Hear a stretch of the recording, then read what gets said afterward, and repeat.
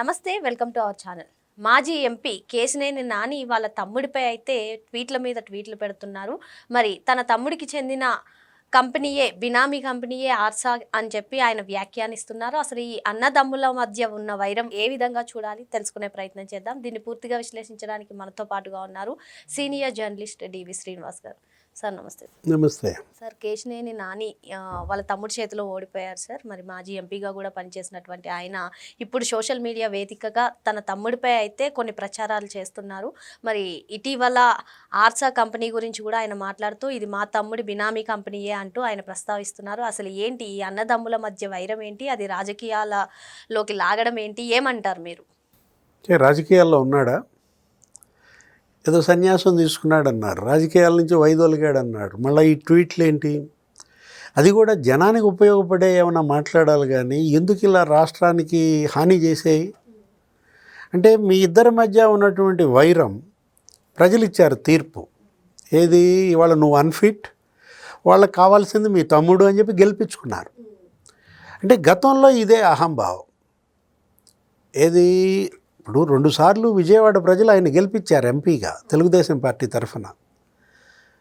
అరే నువ్వు అసలు చంద్రబాబునే నువ్వెంత అన్న ధోరణిలో వ్యవహరించటం. నీకు బీఫామ్ ఇచ్చింది ఆయన, నిన్ను అక్కడ క్యాండిడేట్గా నిలబెట్టింది ఆయన, నిన్ను పెంచింది తెలుగుదేశం పార్టీ. నువ్వు అసలు ఎక్కడి నుంచి వచ్చావు? ప్రజారాజ్యం నుంచి వచ్చావు. అట్లాంటి నువ్వు తెలుగుదేశంలో చేరిన తర్వాత నాయకుడిగా ఎదిగావు, ప్రజలతో మమేకం అయ్యావు. నీకు 2 సార్లు ఆ ప్రజలు గెలిపిస్తే 3ఓసారి వైఎస్ఆర్ కాంగ్రెస్లో చేరావు. జగన్మోహన్ రెడ్డి వలలో పడ్డావు. మళ్ళా 30 ఏళ్ళు జగనే ఉంటాడన్న భ్రమల్లో నువ్వు కూడా వెళ్ళావు. ఆఫ్టర్ ఆల్ లోకేష్ అన్నాడు ఇతను మాట్లాడుతూ. కేశినేని నాని మొన్న ఎన్నికల ప్రచారంలో ఆఫ్టర్ ఆల్ లోకేష్, నువ్వు ఆఫ్టర్ ఆల్ అన్నాడు. ఇవాళ మరి డంపింగ్ మెజార్టీతో గెలిచాడు. అతను యాక్చువల్గా మంగళగిరిలో పోయినసారి 5600 మెజార్టీతోనే ఓడిపోయాడు. అతను ఏమని టార్గెట్ పెట్టుకున్నాడు? 10 రెట్ల మెజార్టీ రావాలనుకున్నాడు.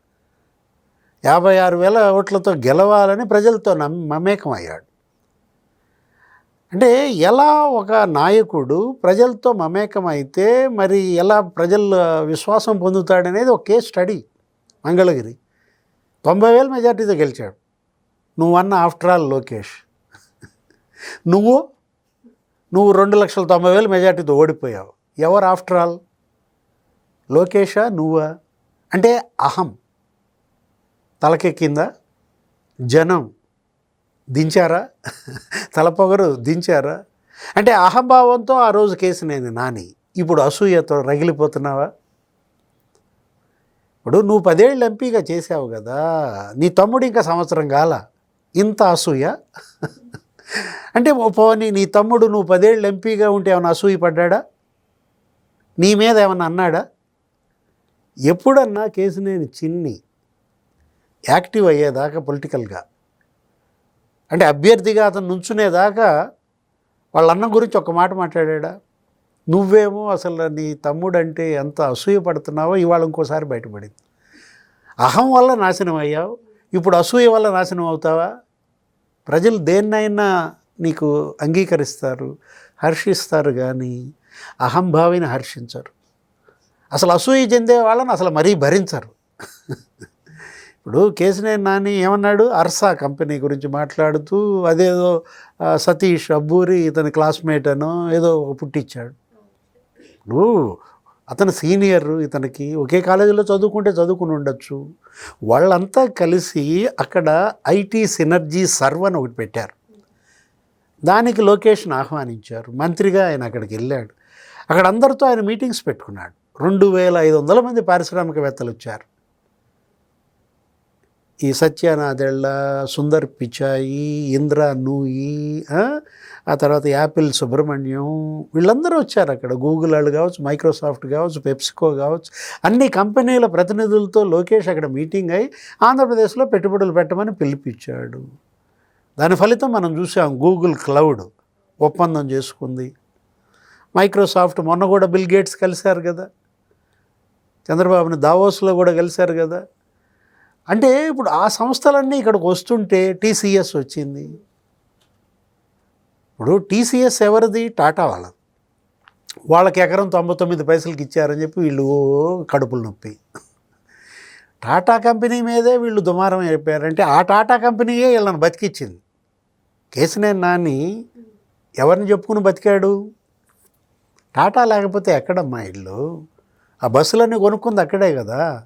కేసినేని ట్రావెల్స్, ఆ బస్సులన్నీ ఇవాళ టాటా ఇక్కడ నా ప్రాంతంలో గ్రామాలన్నీ దత్తత తీసుకున్నాడు అన్నావు కదా. రతన్ టాటాని తీసుకొచ్చాడు కదా అప్పుడు ఎంపీగా. ఆ టాటా మీదే విమర్శలు చేస్తారా? టీసీఎస్ కంపెనీ మీద వీళ్ళు విమర్శలు చేస్తున్నారంటే ఆ కంపెనీ ఇప్పుడు అక్కడ 13,000 మందికి ఉపాధి కల్పిస్తుంది. ఆయనే అసలు task force co chairman. Andhra Pradesh investments task ఫోర్స్కి దేశం కాదు విదేశాల నుంచి కూడా కంపెనీలన్నీ కూడా ఆంధ్రప్రదేశ్కి తెప్పించాలని బాబే ఒక బ్రాండ్గా అక్కడ పెట్టుబడులు వస్తుంటే వీళ్ళకి ఈ కడుపు మంట ఏంటో నాకు అర్థం కావట్లా. ఇప్పుడు అది బినామీ కంపెనీ అంటావు. ఇప్పుడు అర్సా వాళ్ళు ఒక స్టేట్మెంట్ కూడా ఇచ్చారు. ఏమని? అసలు 99 పైసలకి ఇచ్చారన్నారు.